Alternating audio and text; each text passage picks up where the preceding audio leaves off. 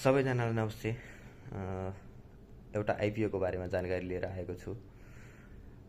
यही चैत 28 गतेदेखि वैशाख 2 गतेसम्म चाहिँ आवेदन दिन मिल्ने गरी चाहिँ प्योर इनर्जी लिमिटेडले चाहिँ 100 अङ्कित मूल्यको दरले 10 किता कम्तीमा र 1 लाख किता बढीमा आवेदन दिन मिल्ने गरी 11,95,20,000 रुपियाँ बराबरको 11,95,200 किता चाहिँ सेयरको लागि आइपिओ घोषणा गरेको छ।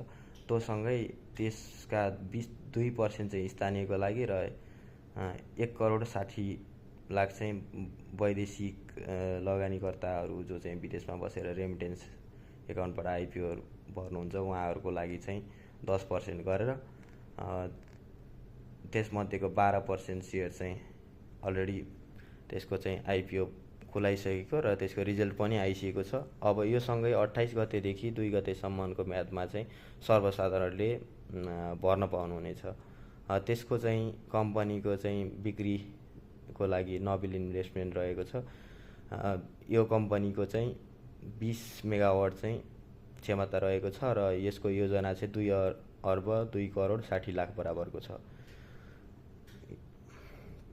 त्यसै गरी चैत 21 गतेदेखि बिन नेपाल लघुवित्तको पनि एफपिओ आउँदैछ।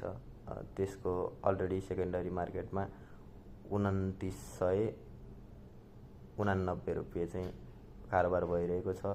यसको चाहिँ थोरै एफपिओ रहेको छ 91,292 किता। यो चाहिँ पक्कै पाउने चाहिँ भाग्यमान नै हुन्छन् होला। कसको लकले साथ दिन्छ त्यहीले मात्र पाउने छन्। यो चाहिँ थोरै मात्रामा रहेको छ। 100 अङ्कित मूल्यको दरले चाहिँ 21 गतेदेखि चाहिँ हामीले भर्न पाउनेछौँ।